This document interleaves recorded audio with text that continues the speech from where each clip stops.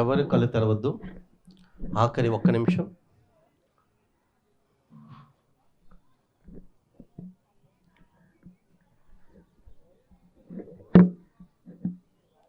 హాయిగా కూర్చున్న వాళ్ళము.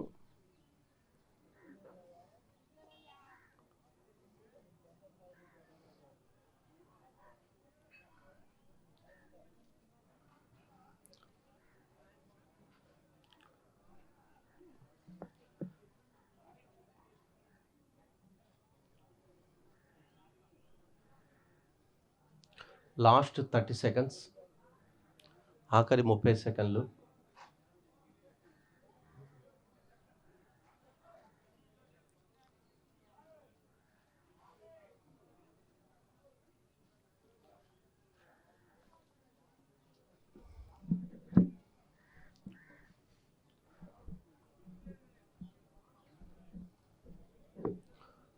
లాస్ట్ 10 సెకండ్స్,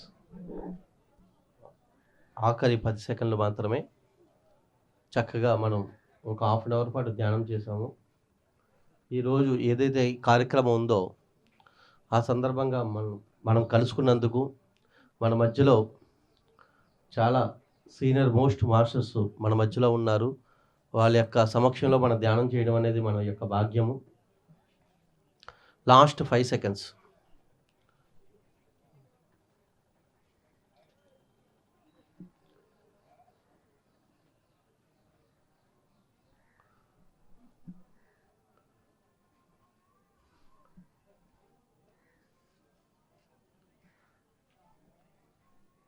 ఓకే, మీ 2 అరచేతులు కళ్ళు తెరిచే ముందర, కళ్ళు తెరవద్దు ఎవరు కూడా, కొత్త వాళ్ళు ఎవరు కూడా, 2 అరచేతులు విడదీసి ఒక 5 సెకండ్స్ పాటు కళ్ళపై పెట్టుకోండి.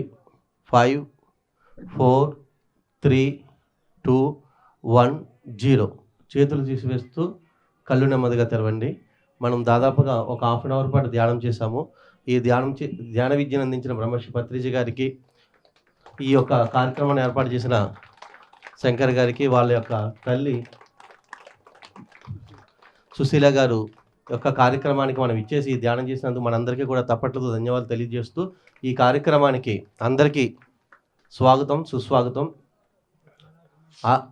మన మధ్యన ఒక బ్రహ్మర్షి జక్కా రాఘవరావు గారు ఆల్రెడీ స్టేజ్ మీద ఉన్నారు. వాడికి ఒకసారి గట్టిగా తప్పట్లు కొడదాం. ఎందుకంటే ప్రతి ఒక్క మనిషి పుట్టడం ఎంత సహజమో మరణం కూడా అంతే సహజం.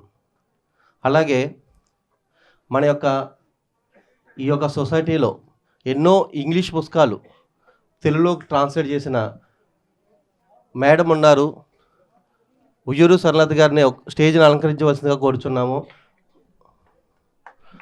చప్పట్లకు ధన్యవాదాలు తెలియజేద్దాం. ఈ రోజున మనకి ఆ మరణం గురించి విశేషంగా జ్ఞానం అందించడానికి వచ్చారు మేడము. అలాగే ఎన్టీఆర్ జిల్లా ప్రెసిడెంట్ చెన్నకేశ్వరరావు గారిని కూడా స్టేజ్ని అలంకరించవలసిందిగా కోరుచున్నాము. అలాగే మన వైస్ ప్రెసిడెంట్ గాంధీ గారు స్టేజ్ మీద ఉన్నారు. వాళ్ళకి ఒకసారి గట్టిగా తప్పట్లు కొడదాము.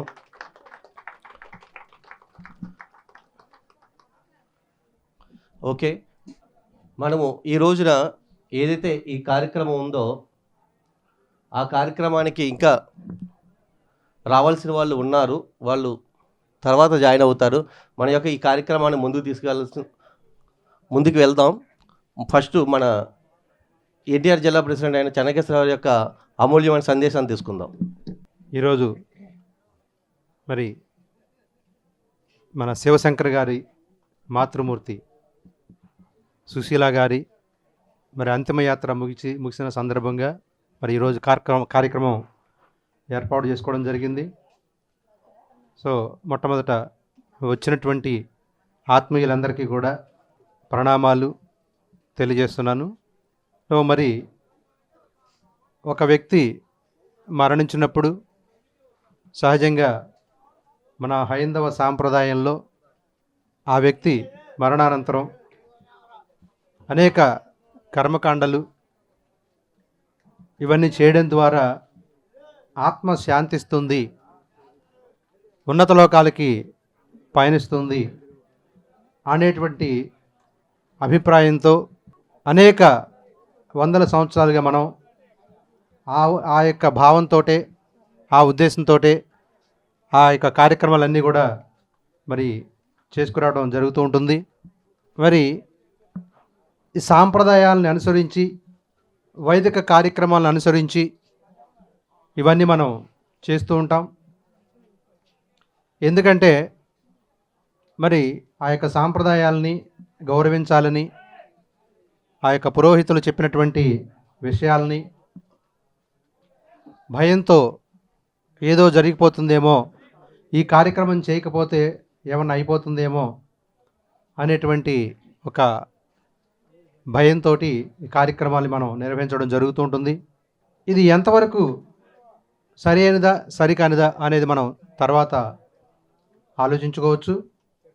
ఒక మహానుభావుడు, ఒక తత్వ యోగి, ఒక యోగీశ్వరుడైనటువంటి కబీర్ దాస్ అనేటువంటి ఒక మహానుభావుడు ఈ విషయాన్ని ప్రజలకి అర్థమయ్యే విధంగా ఏ విధంగా చెప్పాలి అనుకున్నప్పుడు, అప్పటి వరకు ప్రజలందరూ ఆచరిస్తున్నటువంటి విధానాలని చూసి చూసి విసిగెత్తినటువంటి ఆ యొక్క మహాయోగేశ్వరుడు కబీర్ దాస్ ఈ సత్యాన్ని ఏ విధంగా ప్రజలకు అందించాలి అనుకున్నప్పుడు, ఒకరోజు ఊరి చివర ఉన్నటువంటి ఒక బావి దగ్గర ఆయన ఒక చిన్న బకెట్ తీసుకుని నూతిలోంచి ఆ బకెట్లో నీళ్లు అలా కింద వలకపోస్తూ ఉంటాడు. అలా కంటిన్యూగా పోస్తూనే ఉంటాడు. అలా పొద్దున మధ్యాహ్నం అయింది పోస్తూనే ఉంటాడు. ఆ ఊరి వాళ్ళందరూ కబీర్ దాస్కి పిచ్చి పట్టిందేమో, ఏంటి ఇలా చేస్తున్నాడు, బావిలో నీళ్ళన్నీ తోడేసి మరి ఈ విధంగా అలా కింద పోస్తున్నాడు అని ఊరందరూ కలిసి, గ్రామస్తులందరూ కలిసి, ఏంటి కబీర్ దాస్ నీకు ఏమైనా పిచ్చి పట్టిందా, ఈ నీళ్ళన్నీ అట్లా కింద వలకపోస్తున్నావు అని అడుగుతారు. ఎందుకు ఇలా పోస్తున్నావంటే, ఒక 50-60 ఎకరాల అవతల ఉన్నటువంటి నా పొలం తడవడం కోసం ఈ బకెట్తో నీళ్లు నేను కింద పోస్తున్నాను అంటాడు. నీకేమైనా పిచ్చి పట్టిందా, ఎక్కడో 50-60 ఎకరాల దూరంలో ఉన్నటువంటి నీ పొలం నువ్వు పోసేటి నీ చిన్న బకెట్తో నీళ్లు పోస్తుంటే అది తడుస్తుందా, ఇది నీకేమన్నా పిచ్చి పట్టిందా, ఇది జరిగే విషయమేనా అని అడుగుతారు. అప్పుడు ఆయన ఏం చెప్తాడంటే, నిజమే నాకు పిచ్చి పట్టింది, మరి మీకు అందరికీ పిచ్చి పట్టిందో లేదో మీరే నిర్ణయించుకోండి. మరి మీరు చేసినటువంటి కార్యక్రమాలు ఏంటి, మీ తల్లిలో తండ్రిలో తాతలు ఎవరో పోయినప్పుడు మరి ఇలాంటి కార్యక్రమాలు చేస్తున్నారు.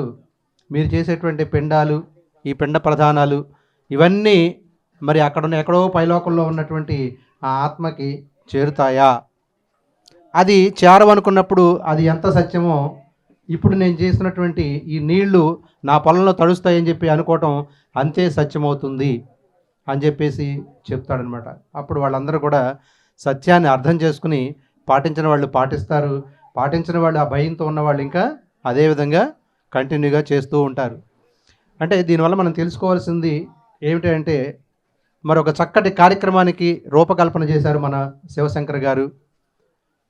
మిగతా కార్యక్రమాలు ఎలా ఉన్నప్పటికీ కూడా మరి ఊరి ప్రజలందరినీ ఇక్కడ కూర్చోబెట్టి ఇంతమందిని ఇక్కడ ధ్యానం చేయిస్తూ ఎంతోమంది మాస్టర్స్ యొక్క జ్ఞానాన్ని అందుకునే ఒక చక్కటి మరి అవకాశం కల్పించే కార్యక్రమానికి మరి నాంది పలికినటువంటి ఆ మూడే శివశంకర్ గారికి ఒకసారి మనం గట్టిగా చప్పట్లతో ఒక అద్భుతమైన కార్యక్రమం. సత్యాన్ని ఎవరో ఒకళ్ళు అందించాలి, ఎవరో ఒకరి ద్వారా సత్యం అందిస్తేనే ప్రజలకు అందుతుంది. నాకెందుకులే అనుకున్నప్పుడు ఆ సత్యం ప్రజలకి ఎప్పటికీ కూడా అలాగే మిగిలిపోతుంటుందన్నమాట. అందుకే మహానుభావులు ఎంతోమంది ఈ భూమి మీద మహానుభావులు మనకి వస్తుంటారు, పోతుంటారు. వచ్చినప్పుడల్లా వారు కొన్ని సత్యాలను ఈ భూమి మీద మానవాళికి అందిస్తూ ఉంటారు. మరి ఆ సత్యాన్ని మనం పుణికిపుచ్చుకోవాలి. అంతేకాని మనం వాళ్ళ పాదాలని పట్టుకుని పూజించినంత మాత్రాన మనకేమీ రాదు. వాళ్ళు ఏం చెప్పారు? ఒక కృష్ణుడు ఉన్నాడు, ఏ ధర్మాన్ని భూమి మీద ఆచరించమని చెప్పాడు. ఒక సాయిబాబా ఉన్నాడు, ఎలాంటి ప్రవచనాలు ఈ భూమి మీద మానవాళికి అందించాడు. ఒక రాఘవేంద్ర స్వామి, ఒక పుట్టపర్తి సాయిబాబా, వారి యొక్క ప్రవచనాల్ని మనం విని అర్థం చేసుకుని వాటిలో ఉన్న సత్యాన్ని మనం పట్టుకోవాలి తప్ప మరి అసత్యాన్ని పట్టుకున్నంతకాలం ఈ భూమి మరి ఇంకా ఆ యొక్క భ్రమంలోనే మనం జీవిస్తూ ఉంటాం. ఒక బ్రహ్మగా మనం మారాలి అనుకున్నప్పుడు మనల్లో ఉన్న భ్రమల్ని ముందు ఫస్ట్ మనం తొలగించుకోవాలి. మనం భ్రమలు తొలగితేనే మనం కూడా బ్రహ్మగా మారుతాం. ఆ భ్రమంలో ఉన్నంతకాలం మనలో ఉన్న బ్రహ్మతత్వం, మనలో ఉన్న దైవత్వం మనకు కూడా మరి తెలియకుండా పోతుంది మిత్రులారా. సో మరి ఇలాంటి కార్యక్రమాలకి మరి ఇలాంటి కార్యక్రమాలు చేస్తేనే బాగుంటుందని చెప్పేసి మా గురుగారు అయినటువంటి మనందరి గురువుగారు బ్రహ్మర్షి విశ్వవ్యాప్త పిరమిడ్ ధ్యాన కేంద్రాల వ్యవస్థాపకులు బ్రహ్మర్షి పితామహ పత్రిజీ గారి ద్వారా ఈ సత్యాన్ని, ఈ సందేశాన్ని మేము తెలుసుకున్నాము. అంతకుముందు మరి ఎంతోమంది చెప్పుంటారు, కానీ అప్పట్లో ఉన్నటువంటి మానవాళి ఈ సత్యాన్ని పట్టించుకోలేదు. ఇప్పుడు ఈ భూమి మరి ఎంతో జ్ఞానవంతం వైపు దిశకు ప్రయాణం చేస్తోంది కాబట్టి ఒక్కొక్క సత్యం మనకి ఇప్పుడు అర్థమవుతోంది. ఇదే సత్యాన్ని కొన్ని సంవత్సరాల క్రితం మనం చెప్తే ఎవరు అర్థం చేసుకోరు, కానీ ఈరోజు చైతన్యం, భూమి యొక్క చైతన్యం మారుతోంది, మానవాళి యొక్క అవగాహన మారుతోంది. కాబట్టి ప్రతి సత్యాన్ని చక్కగా అర్థం చేసుకుంటున్నారు. సో మై డియర్ ఫ్రెండ్స్, ఇంకా నా తర్వాత మాట్లాడాల్సిన వాళ్ళు ఉన్నారు కాబట్టి నాకు ఈ అవకాశం ఇచ్చినటువంటి ఆ యొక్క మాతృమూర్తి సుశీల గారికి, వారి మరి పుత్రుడు శివశంకర్ గారికి మరొకసారి ధన్యవాదాలు తెలియజేసుకుంటూ మీ అందరికీ కూడా థ్యాంక్ యూ ఆల్. అట్లాగే బొమ్మలూరు నుంచి వచ్చిన లక్ష్మి గారిని కూడా స్టేజ్ మీద అలంకరించవలసిందిగా కోరుచున్నాము. వారి యొక్క సందేశాన్ని తీసుకుందాము. అట్లాగే మన యొక్క వైస్ ప్రెసిడెంట్ అయిన గాంధీ గారి యొక్క సందేశాన్ని తీసుకుందాం. జగద్గురు బ్రహ్మర్షి పితామహ పత్రిజీ గారి మనం గట్టిగా క్లాప్స్ కొడదాం. మరి మనందరం ఇక్కడ గ్యాదర్ అవ్వడానికి ముఖ్య కార్యక్రమాలైనటువంటి మూడే సుశీల గారికి మనం గట్టి క్లాప్స్ కొడదాం ఒకసారి. మరి కొత్తవాడితో కూడా మరి ఇంతకుముందు మరి ధ్యానం చేయించాము. మరి యాక్చువల్గా 5 minutes చెప్పాము, 5 minutes అని చెప్పాము, కానీ కరెంటు పోవడం వల్ల వాళ్ళని మరి ధ్యానం ముగించమని చెప్పడానికి మాకు మైక్ పనిచేయక ఎక్కువసేపు కూర్చోబెట్టాల్సి వచ్చింది. మరి నిజంగా ఈరోజు కొత్తగా ధ్యానం చేసిన వారికి గట్టిగా క్లాప్స్ కొడదాం ఒకసారి. వాళ్ళు ఈరోజు ధ్యానం చేసిన వాళ్ళు మీరు క్లాప్స్ కొట్టుకోండి గట్టిగా. అంటే ఎందుకంటే ఈ భూమి మీద ఒక అద్భుతమైనటువంటి కార్యక్రమం ఎవరైనా మరి ఏదైనా చేశారు అని అంటే అది కేవలం ధ్యానమే. అనేక పనులు మానవుడు మరి అంతరిక్షంలోకి రాకెట్స్ పంపిస్తున్నాడు, లేకపోతే సైన్స్ పరంగా ఎంతో అభివృద్ధి చెందాడు, మరి ఎన్నో ఆవిష్కరణలు చేస్తున్నాడు. కానీ మరి తన యొక్క జన్మ ఏంటి, పుట్టుకేంటి, మరి ఈ మధ్యలో మరణం ఏంటి, ఇలా అనేక విషయాలు మరి తన గురించి తాను తెలుసుకోకపోవడం వలన మరి మానవుడు ఆత్మజ్ఞానం పొందలేకపోతున్నాడు. మరి ఈ అనేక విషయాలు ఇవన్నీ కూడా ఎప్పుడు తెలుస్తాయి మనకు అన్నప్పుడు ఎవరైతే ధ్యానం చేస్తారో మరి ధ్యానం ద్వారా మరి మానవుడి యొక్క జన్మ పరంపర, కర్మ పరంపర, మరి పుట్టుక, చావు, లేకపోతే గత జన్మల గురించి కానీ అనేక విషయాలు, మరి ఆధ్యాత్మిక విషయాలు, అనేక విషయాలు మనకి అవగతమవుతాయి. దీన్ని ఆత్మజ్ఞానం అంటాము. మరి పత్రిసారి ఏమంటారంటే ఈ భూమి మీద ప్రతి ఒక్కడు కూడా ఆత్మజ్ఞానం పొందాలి, మరి ప్రతి ఒక్కడికి అర్హత ఉంది.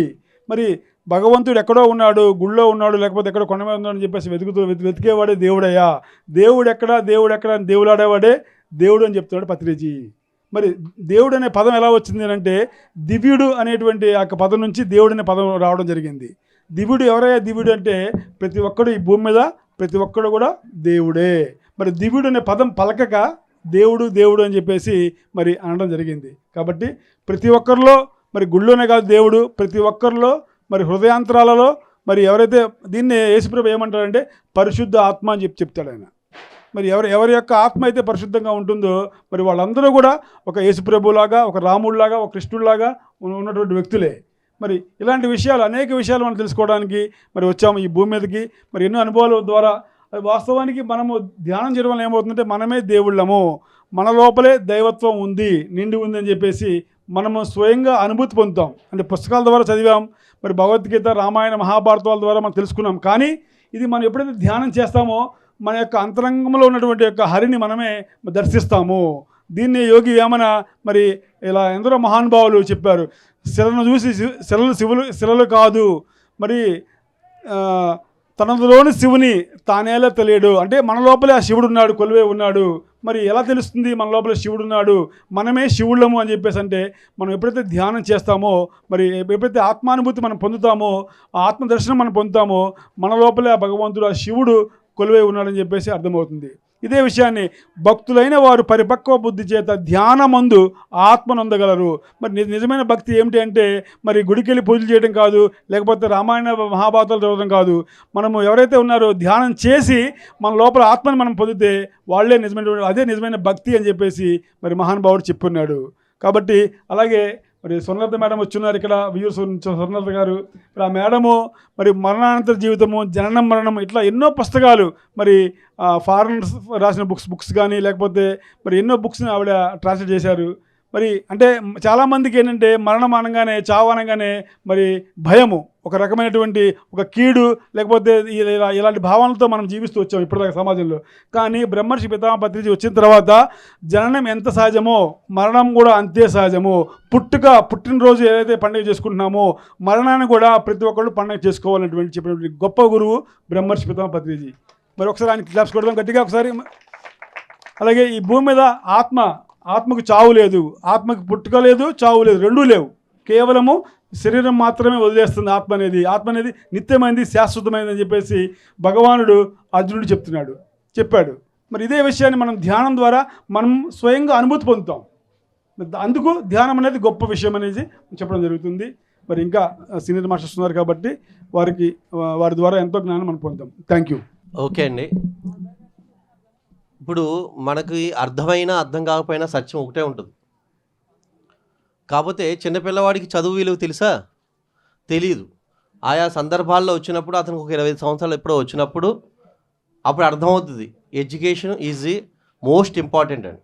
అట్లాగే ఇప్పుడు చెప్తున్న ఈ యొక్క సందేహాలు ఏదైతే ఉన్నాయో మనం విందాము చక్కగా. తర్వాత సమయానుకూలంగా మనకి ఒక్కొక్క సందర్భంలో మనకు అర్థమవుతాయి. ఓకే, తర్వాత ఇంకొక మాస్టర్ యొక్క సందేశాన్ని తీసుకుందాం మనం చక్కగా. వారే బ్రహ్మర్షి జకా రాఘవరావు గారు. ఈ యొక్క లక్ష్మి గారు రావాలి, వచ్చి వారి యొక్క సందేహాన్ని ఇవ్వాలి. ఎందుకంటే తెలియని వాళ్ళకి తెలియజెప్పినట్లయితే మనకి మరింతగా తెలుస్తుందని బ్రహ్మర్షి పత్రిజీ గారు ఎప్పుడో చెప్పారు. వారి యొక్క లక్ష్మీ గారి యొక్క సందేశాన్ని తీసుకుందాం మనం. అందరికీ నమస్కారం అండి. ఇవాళ మనం అందరూ ఇక్కడ గ్యాదర్ అవడానికి కారణమైన సుశీలమ్మ గారి ఆత్మకి శాంతి చేకూరాలని, ఆవిడ ఉన్నత లోకాలకి ఈ జ్ఞానము, ఈ ధ్యానం యొక్క శక్తితో ఉన్నత లోకాలకి చేరాలి అని కోరుకుందామండి. ఎందుకంటే ఆల్రెడీ ఆవిడ ఆల్రెడీ ఉన్నత లోకాలకి వెళ్ళే ఉంటారు. కానీ ధ్యానం యొక్క శక్తి ఇక్కడ ఎవరైనా కొత్త వాళ్ళు ఉంటే అది కూడా తెలవాలి అన్న ఉద్దేశంతోనే ఈ మాట మాట్లాడుతున్నానండి.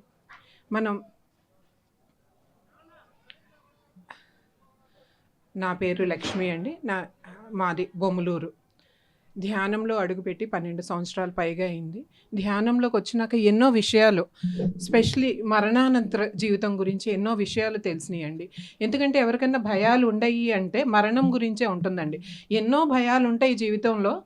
కొంతమందికి నీళ్ళను చూస్తే భయం, ఎత్తును చూస్తే భయం, డ్రైవింగ్ చేసేటప్పుడు యాక్సిడెంట్స్తో భయం, అట్లా అనేక మందికి అనేక రకాల భయం ఉంటుంది. కానీ కాన్స్టెంట్గా ప్రతి ఒక్కరిలో ఉండే భయం ఏంటంటే మరణం భయం అనేది అందరిలో ఉంటుందండి. అది దేని మూలాన ఉంటుంది అన్న దాని గురించి మనం ఒక్కసారి ఆలోచిస్తే ఆ జ్ఞానం లేమితనంతోనే మరణం యొక్క భయం. మనకి మరణం తర్వాత ఏమవుతాము, ఎక్కడికి వెళ్తాము, ఇవన్నీ దీని గురించి ఎవరో మనకి ఇన్నాళ్ళు చెప్పినాళ్ళు లేరు. ఈ అద్భుతమైన మార్గం, ధ్యాన మార్గం ఏదైతే పత్రిగారు మనకు అందించారో, ఈ మార్గంలోకి వచ్చినాక అనేక మంది మనం గొప్ప యోగుల పుస్తకాలు మనకు అందించబడ్డాయి. ఆ పుస్తకాలు చదివితే ఇలా ఉంటుందా, మనకి భూలోకానికి మించి ఎన్నో లోకాలు ఉంటాయి అన్నది ఎప్పుడన్నా చిన్నప్పుడు స్వర్గలోకం, నరకలోకం ఇట్లా ర్యాండమ్గా వినుంటాము.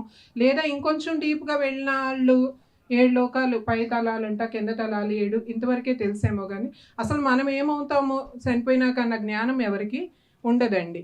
ఆ జ్ఞానం ఎప్పుడైతే మనకు ఆ జ్ఞానం ఉంటుందో భయం ఉండదండి. ఇక్కడి నుంచి మనం ఒకవేళ మీ విజయవాడ దాకా వెళ్ళండి అంటే ఎవరికి భయం ఉండదు. ఎందుకు? రూట్ అందరికీ తెలుసు కనుక.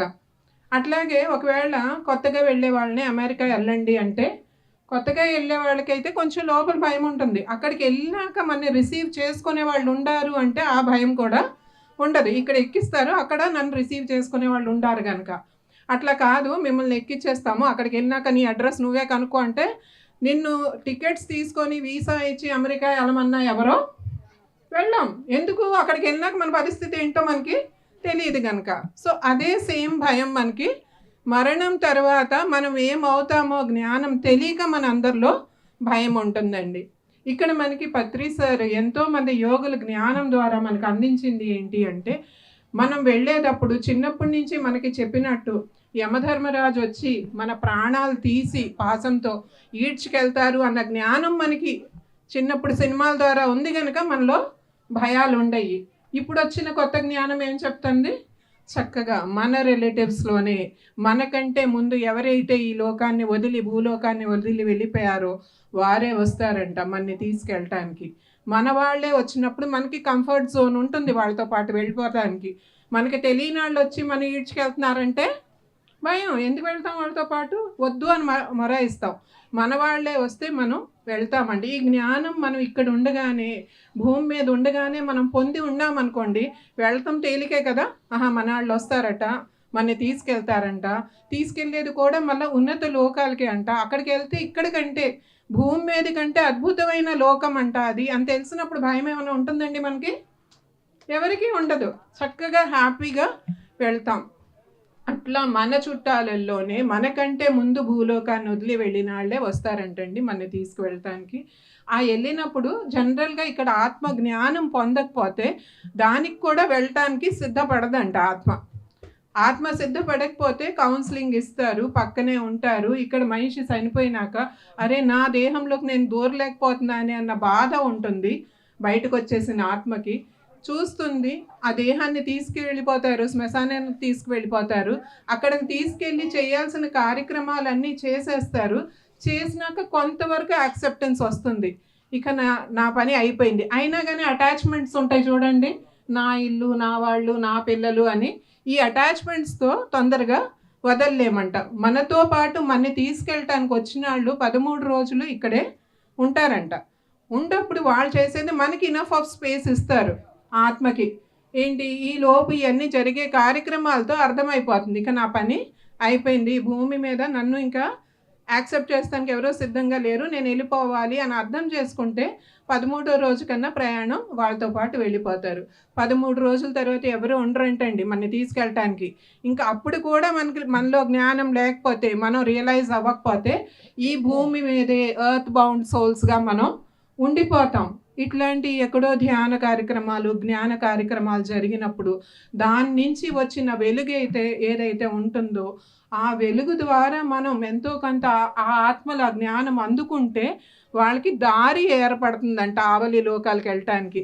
అలా ఉంటుందండి. సో ఇక్కడ ఉండగానే, భూమి మీద ఉండగానే ఆవలి లోకం జ్ఞానం అందుకొని, మనం ఆత్మ జ్ఞానాన్ని అందుకొని వెళ్ళటానికి ఎప్పుడు మనకి తెలియదు. పుట్టిన ప్రతి ఒక్కరూ వెళ్ళకి తప్పదు. ఇవాళ్ళు రేపు 10 సంవత్సరాల తర్వాత 100 సంవత్సరాలు, ఎవరు లైఫ్ స్పాన్ ఎంతో అన్ని ఏళ్ళు ఉంటారు, వెళ్తారు.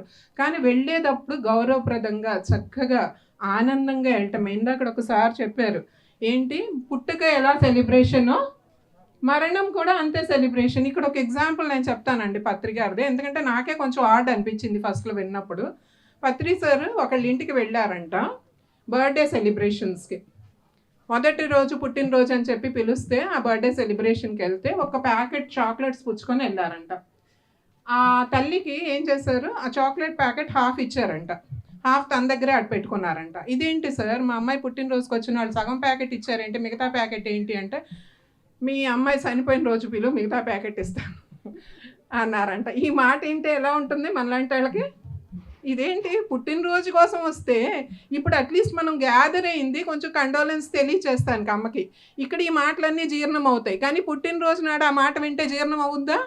ఆ తల్లి పాపం కళ్ళంటే నీళ్లు పెట్టుకుని, ఇదేంటి సార్ మీరు ఈ మాట అనేసారు అంటే, పుడతం ఎంత మనం సెలబ్రేట్ చేసుకుంటున్నాం అంటే, భూలోక యాత్ర మంది ఎలా బిగిన్ అయినప్పుడు సెలబ్రేట్ చేసుకుంటున్నామో, భూమి వదిలేసి ఆవలి లోకాలకు వెళ్ళినప్పుడు ఆ యాత్ర కూడా అలాగే సెలబ్రేట్ చేసుకోవాలంట మాస్టర్స్ మనం. సో అందుకే ఆ స్వీట్స్ పంచడం చూడండి. చనిపోయిన వాళ్ళ ఇంటికి ఏం పుచ్చుకొని వస్తామండి? Sweet packets. ఎందుకు తీసుకొస్తాం మనకి తెలియదు, సాంప్రదాయం పెద్దవాళ్ళు చెప్పారు, మనం కూడా రొటీన్లో స్వీట్స్ పట్టుకెళ్తాం. కానీ పెద్దవాళ్ళు ఎవరైతే ఆ సాంప్రదాయాన్ని నిర్ణయించారో, మొదలు పెట్టారో వాళ్ళకి తెలుసు ఇది కూడా సెలబ్రేషన్ అన్న సంగతి తెలుసు.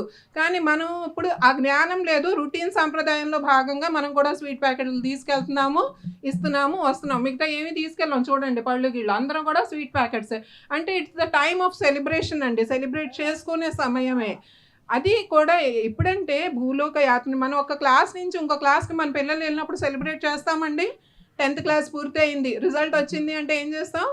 స్వీట్స్ పంచుతాం. ఎందుకు? 10th కంప్లీట్ అయిపోయింది, నెక్స్ట్ క్లాస్కి ఎంటర్ అవుతున్నాడు. సేమ్ స్టోరీ అండి ఇక్కడ కూడా. మన భూలోక యాత్ర పూర్తి అయిందంటే ఉన్నత లోక యాత్రలకు వెళ్తున్నాము అని చెప్పి కూడా మనం సెలబ్రేట్ చేసుకోవాలండి. థ్యాంక్ యూ అండి. మరి వియ్యూరు నుంచి వచ్చినటువంటి సీనియర్ మాస్టర్ వీరభద్రరావు గారిని స్టేజ్ మీద ఆహ్వానిస్తున్నాము. రండి సార్. అలాగే రైల్వే వెంకటేశ్వరరావు గారు కూడా రావాలని కోరుతున్నాము.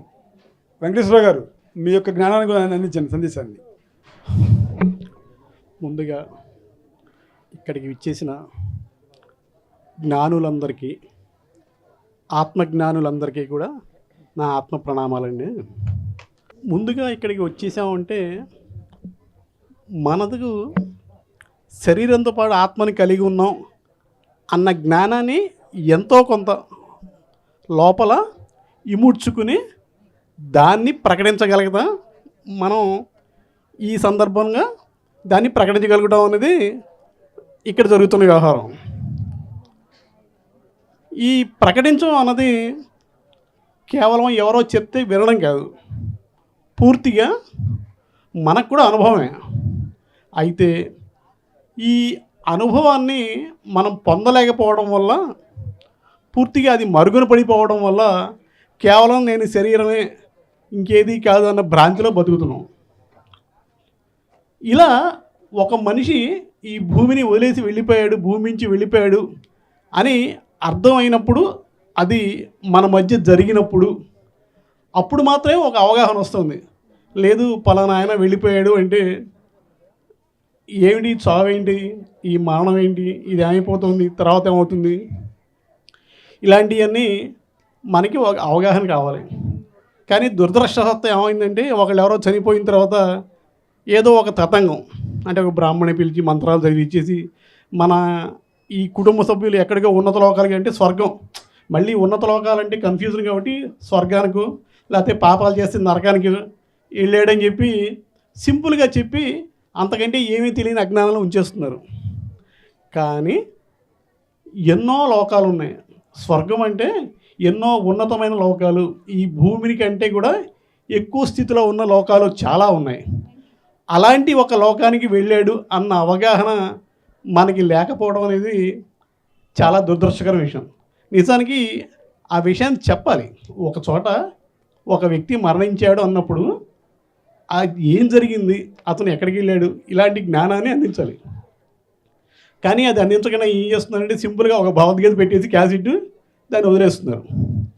పోనీ ఆ భగవద్గీత చెప్పిందని అందులో ఉన్న శ్లోకాలను జాగ్రత్తగా విని అర్థం చేసుకుంటున్నారంటే అది కూడా ఏం లేదు. సరే, ధ్యానం చేసేవాళ్ళు చాలామందికి వాళ్ళ గత జన్మలు తెలుసండి. ఆ విషయం తెలుసండి? చాలామందికి వాళ్ళ గత జన్మలు తెలుసు చాలామందికి. మరి ఎట్లా తెలుస్తాయండి? అసలు గత జన్మలు తెలుస్తాయని కూడా చాలామందికి తెలియదు. ఎప్పుడైతే మీరు మీ ఆత్మతో కలిసి ఉన్నారో అప్పుడు ఒక చోట మరణం సంభవించి మనం ఇక్కడికి వచ్చామని తెలుస్తుంది, ఇక్కడ మరణం సంభవించినప్పుడు ఇంకొక చోటకి వెళ్ళామని తెలుస్తుంది. ఎప్పుడైతే మన ఆత్మ చైతన్యంతో కలిసి ఉన్నామో ఆ కలిసి ఉండే సందర్భాన్ని మనకి వివరించగలిగింది ఈ అమృతోత్సవం. ఇది ఏర్పాటు చేసిన మన మూడే శివశంకర్రావు గారికి జస్ట్ అభినందనలు. ఎప్పుడు కూడా మనకు తెలిసిన సత్యాన్ని త్రికరణ శుద్ధిగా ఆచరించాలి. కేవలం ఏదో ఒక మాట చెప్పి వదిలేయడం కాదు. మనస వాచ కర్మణ అది చేసినప్పుడు మనకి తెలుస్తుంది, మన ద్వారా మిగతా వాళ్ళకి తెలుస్తుంది. ఈ ఏర్పాటు చేసిన అమృతోత్సవం అంటే మృతి అంటే చావు తెలుసు, అమృతం అంటే చావకుండా ఉండటం. సో చావు చెప్తూ చావకుండా ఉండడం చెప్తున్నారంటే సంథింగ్ ఏదో ఉంది, క్రిటికల్గా ఉంది. అది తెలుసుకుంటూ దాన్ని అనుభవంలో తెచ్చుకోవడానికి మనం ఏదైతే చేస్తున్న ప్రయత్నం ఆ ప్రయత్నం సక్సెస్ అవుతుంది. ఇలాంటి ఈ చక్కటి ఒక అవగాహన సదస్సు ద్వారా అమృతోత్సవాలు నిర్వహించడం ద్వారా ఇదే చేస్తున్న మన శివశంకర్రావు గారు అభినందిస్తూ ఈ వారి అమ్మగారు చక్కటి ఉన్నత లోకాలకి వెళ్ళాలని మనం అందరం కోరుకుంటూ ఇప్పుడు ఇక్కడ మనం చేస్తున్న ఈ ధ్యానశక్తి ఆవిడ ఉన్నత లోకాలకు వెళ్ళాలని ఉపయోగపడుతూ సెలవు తీసుకున్నాం. Thank you. అందరికీ నమస్కారం అండి. ఒక మాటని మనం ఖచ్చితంగా చెప్పుకుందాం. నిజానికి మరణం అనేది లేదు. మనము ఇక్కడ వచ్చేటప్పుడు ఒక శరీరంలోకి ప్రాణశక్తి లేకపోతే ఆత్మశక్తి అది వస్తుంది. ఎట్లా అంటే ఒక ఊరిలోకి మనం ట్రాన్స్ఫర్ అయ్యి వచ్చాం. వచ్చినప్పుడు ఏదో ఒక ఇంట్లోకి, అద్దె ఇంట్లోకో సొంత ఇంట్లోకో వెళ్తాం కదా, ఉంటాం. మళ్ళీ ట్రాన్స్ఫర్ వచ్చేదాకా ఆ ఊరిలో ఆ ఇంట్లో ఉంటాం. ఎప్పుడైతే మళ్ళీ మనకి ఉద్యోగరీత్యా ట్రాన్స్ఫర్ వచ్చిందనుకో ఆ ఇల్లు ఖాళీ చేసి వెళ్ళిపోతాం కదా. అదేవిధంగా మరణం అంటే ఈ అద్దె ఇల్లు అనే శరీరంలోకి రావడమే. మళ్ళీ ఎప్పుడైతే మనం ఈ శరీరాన్ని వదిలేస్తామో ఈ అద్దె ఇల్లు వదిలేసి మన సొంత ఇంటికి మళ్ళీ మనం వెళ్తామన్నమాట. మనందరికీ స్వగృహం అనేది అద్భుతమైన ఊర్ధ్వ లోకాలలో ఉంది. అనేక కాంతిమయ లోకాల నుంచి ఈ భూమి మీద ఉన్న మనుషులకి, ఎవరైతే తాము మనుషులు మాత్రమే అనుకుంటున్నారో, తాము చిన్న చిన్న శరీరాల్లో బంధించబడి ఉన్నవాళ్ళం లేకపోతే దానికే చెందిన వాళ్ళం అని అనుకుంటున్నారో, వాళ్ళకి మనం ఈ చిన్న శరీరాలం కాదు, అద్భుతమైన కాంతి పుంజాలం, గొప్ప గొప్ప కాంతి లోకాల నుంచి వచ్చాం అన్న మాట చెప్పడానికి వచ్చిన వాళ్ళని తప్పితే మనం అంతకంటే వేరే డ్యూటీ మీద ఏమి రాలా. ఆ కాంతి అనేది వ్యాపింప చేయడం కోసమే ధ్యానులు అనేవాళ్ళు భూమండలం మీదకి వచ్చి ఉన్నారు. మనం మరణించాము అంటే మనదైన ఆ గొప్ప లోకానికి మళ్ళీ మనం తిరిగి వెళ్తున్నాము. ఇక్కడ ఊరికే టెంపరీగా మన ఇంట్లో మన ఊర్లో ఎంత సౌకర్యవంతమైన ఇల్లు ఉన్నా సరే బయట ఎక్కడికన్నా అద్దెకి వెళ్ళినప్పుడు సర్దుకుని బతుకుతాం కదా. 2 రూమ్స్లోనే బాత్రూమ్ దగ్గర ఉండొచ్చు, లేకపోతే దూరం ఉండొచ్చు, ఏదో ఒకటి. మన ఇంట్లో సొంత ఇంట్లో ఉన్నట్టు ఉండదు కదా. సర్దుకుని ఎట్లా బతుకుతామో అదేవిధంగా ఈ భూమి మీదకి వచ్చినప్పుడు ఇక్కడ ఉన్న మన అవకాశాలు వనరుల్ని బట్టి సర్దుకుని బతుకుతున్నాం తప్పితే మనకు ప్రతిదీ సమృద్ధితో కూడిన జీవితం అనేది మన మరణం అవతల ఉండనే ఉంది. ఆ ఒక్క మాట మనకు తెలిస్తే ఇక్కడ అయ్యో నేను కష్టపడుతున్నానే, నేను ఇబ్బంది పడుతున్నాను, సుఖం లేదు అనే మాటలు ఏమీ మనం ఎప్పుడు మాట్లాడుకోం. ఊరికే ఇక్కడ తాత్కాలికంగా అవన్నీ చేస్తున్నాం. నిజానికి మరణం అనేది ఒక అద్భుతమైన విస్తృతమైన విశాలమైన ఆకాశంలోకి ఎగరటం ఎలాంటిదో మనం శరీరాన్ని వదిలిపెట్టి వెళ్ళిపోవడం అనేది అంత గొప్ప సంగతి. ఆ సాహసానికి వెళ్తున్నందుకు మనం చనిపోబోతున్న వాళ్ళందరినీ మనం అప్రిషియేట్ చేసుకోవాలన్నమాట. అది ఎంతో గొప్ప విషయం. చనిపోవడం అంటే ఇక్కడ ఉండడం అనేదే కష్టమైన విషయం, వెళ్ళడం అనేదే చాలా చాలా తేలికైన, ఆనందించవలసిన, ఆస్వాదించవలసిన విషయం. దాని గురించి మనకు బాగా తెలిస్తే అసలు మనం ఒక మాట చెప్తారు రచయితలు తెలుసా, దాన్ని అనుభవించిన వచ్చిన రచయితలు, ఇవన్నీ మీకు బాగా తెలిసిపోయినాయి కాబట్టి ఎప్పుడు చచ్చిపోదామా గబగబా వచ్చేద్దామా అని అనుకోవాకండి. అట్లా వస్తే ఏం కుదరదు. ఇక్కడ అన్నాళ్ళు ఏమేమి భరించాలో అవన్నీ భరించినాకే రండి, అంతేగాని ఇక్కడ బాగుంది కదా అని పరిగెట్టుకు రాబాకండి అని చెబుతారు. మరణం అనేది అట్లా మనం ఎగురుకుంటూ పరిగెట్టుకుంటూ ఆస్వాదిస్తూ వెళ్ళే సంగతి అనమాట. మనకి కానీ మనకు చెందిన వాళ్ళకి కానీ.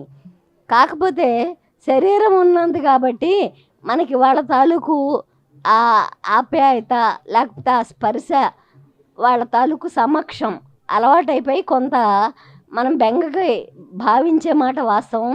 అది చనిపోయే వరకు ఉంటుంది మనకి. కానీ దాంట్లో మునిగిపోవాల్సింది నిజంగా ఏమీ లేదుగాక లేదు. పైన మనకి ఆ నక్షత్రాలు ఎట్లా కనపడుతున్నాయో మనం కూడా ఆ నక్షత్రాలమే. రాత్రిపూట బయట మంచం వేసుకుంటే నక్షత్రాలు కనపడలే, అక్కడే ఉన్నాం మనం, మళ్ళీ అక్కడికే వెళ్తున్నాం. కాబట్టి కళ్ళు మూసుకుంటే మనం ఏ నక్షత్రమో ఎక్కడికి వెళ్ళగలమో మనకు అర్థమవుతుంది. అందుకనే ధ్యానం చేద్దాం. అదంతా తెలుసుకుని మన దివ్య లోకాలకు మనం ఆనందంగా వెళ్దాం. Thank you. రైల్వే వెంకటేశ్వర గారు వచ్చి వారి యొక్క సందేశాన్ని ఇవ్వాలి. సరే, ఈలోగా సుబ్బారావు గారు ప్రసాదంపాటి నుంచి వచ్చారు, వారి యొక్క సందేశాన్ని తీసుకుందాం. అలాగే వాళ్ళ తల్లి గారి గురించి తెలిసిన వారు ఎవరైనా వచ్చి మాట్లాడచ్చు. నాగేశ్వరరావు గారు నెక్స్ట్.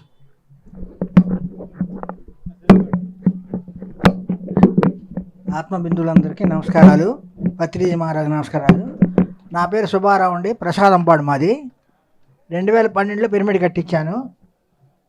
పిరమిడ్ కట్టి 2008లోనే ధ్యానంలోకి వచ్చాము. 2012లో పిరమిడ్ కట్టించాము. 2012 నుంచి రోజు ధ్యానాలు, 40 రోజుల ధ్యానం, వారం రోజుల ధ్యానం అన్నీ చేస్తున్నాము.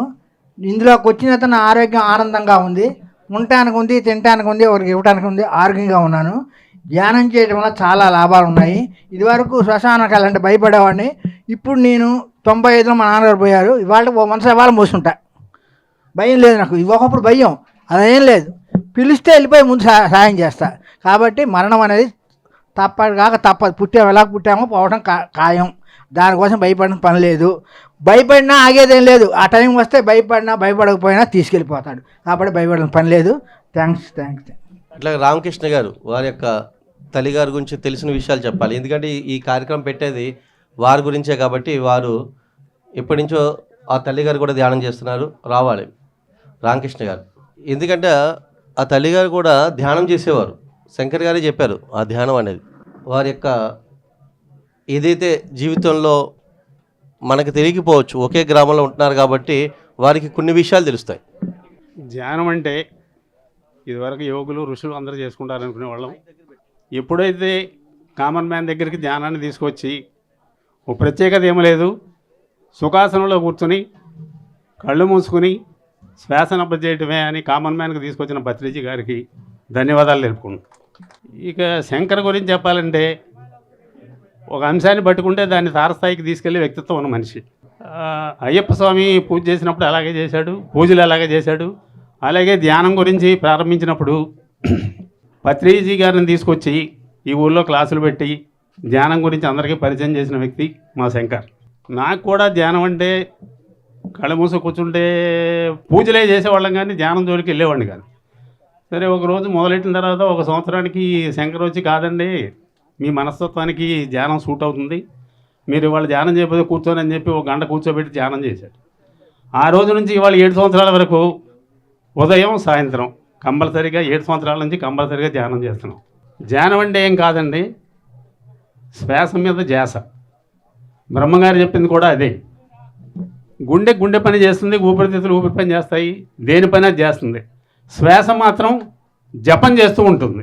మానవుని శరీరంలో ఉన్న చక్రాలు, అన్ని చక్రాల్లో ఒక్కొక్క చక్రం గురించి కొన్ని శ్వాసలు తీసుకుంటూ ఉంటుంది. కాబట్టి ఆల్రెడీ మన శరీరంలో జపం ధ్యానం జరుగుతూనే ఉంటుంది. ఆ జరిగే ధ్యానాన్ని మనం అబ్జర్వ్ చేయటమే, ఆ శ్వాసను అబ్జర్వ్ చేయటమే ధ్యానం. కాబట్టి కంపల్సరీగా మనం చెయ్యాలి. ఇక శంకర్ ఈ ధ్యానంలో వచ్చిన తర్వాత రాజకీయంలో ఉండే ఇంటిని పట్టించుకునేవాడు కాదు. ఈ ధ్యానంలోకి వచ్చినాక అతను పట్టించుకోవడం తిరుగుతున్నా కూడా అతనికి కోఆపరేషన్ ఇచ్చిన శంకర్ భార్య, తల్లిదండ్రులకి వారికి ముందు మనం కృతజ్ఞతలు తెలుపుకోవాలి. అసలేం శంకర్ ఎదురు చెప్పకుండా రోజు వెళ్ళి క్లాసులు తీసుకుంటా ఆర్థిక పరిస్థితి పట్టించుకోకుండా ఉన్నా సరే శంకర్కి ప్రోత్సాహం ఇచ్చి వాళ్ళు కూడా ఆ మార్గంలో ప్రయాణం చేసి ఆ తల్లిదండ్రులు ఇద్దరు శంకర్ పూర్తి కోఆపరేషన్ ఇచ్చారు. వారికి మన కృతజ్ఞతలు చెప్పుకోవాలి. ఆ తల్లిగారు అయితే శంకర్తో పాటు ధ్యానం చేసేది. ఆవిడికి ఒకసారి జబ్బు చేసి ఇక ప్రాణాపాయ స్థితిలో ఉండగా కూడా ధ్యానంతో శంకర్ రికవరీ చేయగలిగాడు. తర్వాత 3 సంవత్సరాలు ఆవిడ ధ్యానంతోనే ప్రయాణం చేసి ఆ ధ్యాన మార్గంలోనే ఆవిడ మరణించారు. ఆవిడ ఆత్మకి శాంతి కలగాలని ప్రార్థిస్తూ ఈ కార్యక్రమం ఏర్పాటు చేసిన శంకర్కి అందరికి విచ్చేసిన అందరికి కృతజ్ఞతలు తెలుపుకుంటూ సెలవు తీసుకుంటాం. పాలడుగు పరశురామ్ గారు వారి యొక్క సందేహాన్ని ఎందుకంటే వాళ్ళ జీవితకాలంలో వారితో పాటు ఒకే ఊర్లో ఉంటాం, కానీ మనకి ఏ విషయాలు తెలియవు. ఎందుకంటే మనం వారితో స్నేహం చేసి ఉండవు, మన గురించే మనకు తెలియదు, పక్కన గురించి ఏం తెలుస్తుంది. బ్రహ్మర్షి సుభాష్ పత్రిజీ గారికి నా హృదయపూర్వకమైన కృతజ్ఞతలు. అదేవిధంగా ఈ స్టేజ్ అలంకరించిన మరి సీనియర్ పిరమిడ్ మాస్టర్స్ అందరికీ కూడా నా హృదయపూర్వకమైన కృతజ్ఞతలు తెలియజేసుకుంటున్నాను. ముఖ్యంగా నా పేరు పరశురామ్, మాది బొడ్డపాడే, ఇదే గ్రామంలో ఉంటాను నేను. అయితే 2019 శంకర్ గారు ఈ గ్రామంలో ఇక్కడ ఈ యొక్క ధ్యాన కార్యక్రమాలని ట్రైనింగ్ క్లాసెస్ని ఇక్కడ కండక్ట్ చేశారు. అప్పుడు 19/2/2019 నా జీవితంలో ఇది ఒక పెద్ద గొప్ప టర్నింగ్ పాయింట్ అన్నమాట. సో ఆ రోజు నుంచి ఈ రోజు వరకు ఎన్నో అనుభవాలు అన్నమాట. అంటే రెగ్యులర్గా ధ్యానం చేస్తూ ఉంటాను, ధ్యాన ప్రయాణంలోనే జరుగుతుంది. అయితే చాలా అనుభవాలు అన్నమాట. ఏదన్నా జరుగుతుందంటే ఆ విషయం ముందలే గ్రహిస్తూ ఉంటాను. సో అటువంటి అన్నిటినీ తెలుస్తూ ఉంటాయి. ఇప్పుడు ధ్యానంలో ఉన్నప్పుడు సుశీలమ్మ గారు మాట్లాడారు. నిన్న నైట్ కూడా ఆవిడ ధ్యానంలో ఉన్నప్పుడు మాట్లాడారు. అయ్యా మా అబ్బాయితో చెప్పు, వాళ్ళ నాన్నగారిని చూస్తూ ఉండమని చెప్పు ఇప్పటికైనా అని చెప్పి ఆవిడ చివరిగా ఆవిడ కోరినట్టుగా ఉంది. అయితే ఆవిడ వాళ్ళ అబ్బాయి కూడా మన ఒక నెల క్రితమే కాలం చేశాడు. సో వీళ్ళిద్దరు కూడా ఉన్నత లోకాల్లో ధ్యానం చేస్తున్నారు. సో చాలా కాంతివంతంగా చాలా హ్యాపీగానే ఉన్నారు. ప్రతి మనిషి జీవితంలో ధ్యానం అనేది మన ప్రతిదానికి ఎలా సమయం కేటాయిస్తామో ప్రతిరోజు కనీసం మినిమం ఒక గంట అయినా ఈ ధ్యానానికి ఒక గంట సమయాన్ని కేటాయించుకుని జీవితంలో ప్రతి ఒక్కళ్ళు ధ్యానాన్ని అనుసరించి మరి జ్ఞానాన్ని పొందుతారని మనస్ఫూర్తిగా కోరుకుంటూ సెలవు తీసుకుంటున్నాను. Thank you. నాగేశ్వరరావు గారి యొక్క సుశీల గారు నాకు అక్కయ్య అవుతారు. ఈరోజు కూడా నాకు ధ్యానంలో కనపడి అబ్బాయి ఆ పనిలో ఉంటాడు, వెళ్ళి చూడని చేత్తో తట్టి మరి నన్ను లేపి ధ్యానంలో ఉంటాయి. అంత గొప్ప మహాన్ పౌరాలని. మరి నేను కూడా దాదాపు శివశంకర్తో పాటు దాదాపు 7 సంవత్సరాల నుంచి ఈ ధ్యాన కార్యక్రమంలో ఉన్నాం. మా ఇంటి మీద కూడా పిరమిడ్ కట్టించా. అలాగే మరి ఆయన గురించి చెప్పాలంటే చాలా చెప్పాలి, అంత ఇది లేదు నాకు. ఆవిడ ఎంతో పుణ్యం చేసుకుని ఒక మహా వ్యక్తిని మరి గ్రామంకే కాదు మండల స్థాయి, రాష్ట్ర స్థాయిలో కూడా అతను ఆధ్యాత్మికంగా మరి రాజకీయంగా ఎంతో ఎదిగాడు.